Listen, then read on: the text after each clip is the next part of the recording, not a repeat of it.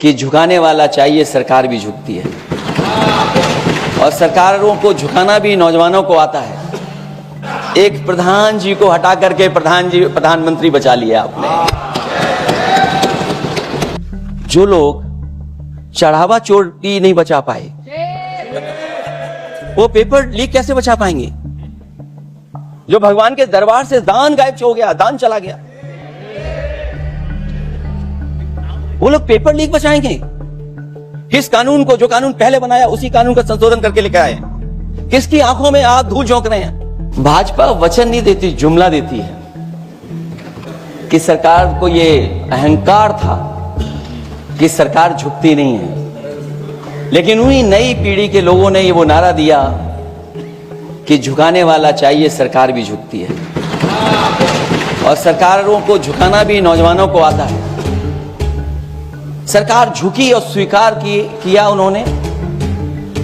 जो करोड़ों नौजवान जो मांग कर रहे थे कि सबसे पहले जो मंत्री जी हैं वो इस्तीफा दें, और बिंदु दूसरे अलग हैं जो हम लोगों को जानकारी में मिल रहा है। अध्यक्ष महोदय, सरकार हर विषय पे स्वीकार किया है, लेकिन पता नहीं अध्यक्ष महोदय ये बात समझ में नहीं आ रही है कि सदन में उन आश्वासनों को क्यों नहीं रख रही है सरकार जो सहमति बनी है। और उसके बाद अध्यक्ष महोदय, हम लोगों ने देखा कि जब मंत्री जी लौटे हैं, मंत्री नहीं रहे, उसके बाद सदन के बाहर उनका स्वागत किया गया। अध्यक्ष महोदय, जो स्वागत हुआ उसके लिए हमें कोई शिकायत नहीं है, लेकिन माननीय सदस्यों को कितनी बड़ी राहत मिली होगी, कितने बड़े संकट से बचाया उन्होंने। जब सरकार घबरा जाती है, डर जाती है, तो सरकार स्वीकार कर लेती है। इसीलिए वो नारा मुझे अक्सर याद आता है कि झुकाने वाला चाहिए, सरकार भी झुकती है। मजाक मजाक में बना तो कितनी बड़ा दल बन गया। जो कोई चीज मजाक से शुरू हुई वो कितना सीरियस हो गई, और इतना सीरियस हुई कि हमारी सरकार लोकतांत्रिक हो गई कि जो उनको धरने पे बैठने दिया। एक प्रधान जी को हटा करके प्रधानमंत्री बचा लिया आपने।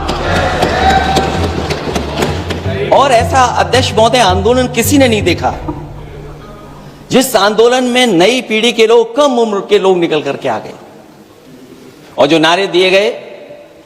ये सरकार पिछले कई वर्षों से नकारात्मक प्रचार पर टिकी हुई थी, नकारात्मक राजनीति करती थी, और न जाने कितने हजार करोड़ रुपए खर्च किए होंगे सरकार ने नकारात्मक राजनीति के लिए। लेकिन नई पीढ़ी को मैं बधाई देना चाहता हूं, उनके मनोबल को और उनकी एकता को, और जिस तरीके से उन्होंने प्रचार किया, अंततः सरकार को झुकना पड़ गया। भाजपा वचन नहीं देती, जुमला देती है। तो मुझे उम्मीद है कि सभी युवा नौजवानों का जो मांग की है उन्होंने, उन सभी मांगों को सरकार स्वीकार करेगी। और सरकार ये भी स्वीकार कर लिया होगा कि कोई दल मजाक मजाक में बना तो कितनी बड़ा दल बन गया। जो कोई चीज मजाक से शुरू हुई वो कितना सीरियस हो गई, और इतना सीरियस हुई कि हमारी सरकार लोकतांत्रिक हो गई कि जो उनको धरने पे बैठने दिया। सरकार लोकतांत्रिक थी कि उन्हें धरने पर बैठने दिया। हमने वो भी समय देखा है कि जहां पर धरने पर नहीं बैठने दिया, वर्षों वर्ष लोग बैठे रहे धरने पर, उनकी सुनी नहीं गई। इसी दिल्ली को घेरा था किसानों ने, और सरकार को लगा कि चुनाव आ गया तो सरकार ने तीनों काले कानून वापस ले लिए। जब सरकार घबरा जाती है, डर जाती है, तो सरकार स्वीकार कर लेती है। इसीलिए वो नारा मुझे अक्सर याद आता है कि झुकाने वाला चाहिए, सरकार भी झुकती है। जो विषय लाया गया है कि prevention of unlawful means act, सरकार को कम से कम ये बताना चाहिए था कि 2024 में जब ये लेकर के आए थे तो आज 2026 में कैसे पेपर लीक हो। और केवल गिनती के 1-2 पेपर लीक नहीं हुए हैं, ये ऐसा आंदोलन रहा जिसमें मां बाप और नई पीढ़ी के लोग सब जुड़ गए। अगर हम ये माने कि 20 लाख बच्चों ने परीक्षा लिखी थी और उनके घर परिवार के सदस्यों को हम इसमें जोड़ दें दादा दादी, माँ बाप और परिवार का कोई सदस्य, तो 5 लोग प्रभावित थे। और 5 गुना 20, 1 करोड़ लोग नाराज हुए सरकार से। और अक्सर हम पॉलिटिकल लोग हैं, हम लोग जानते हैं जब कभी आंदोलन करते हैं तो कितनी तैयारी करानी पड़ती है, गाड़ियों का इंतजाम, खाने का इंतजाम और इंतजाम।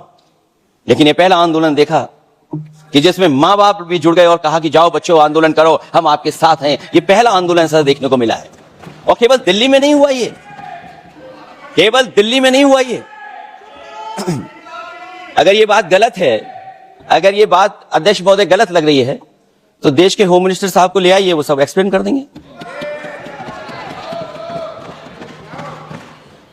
पहला आंदोलन जिसमें मां बाप ने साथ दिया, क्योंकि परीक्षा से कितना दुखी हैं लोग।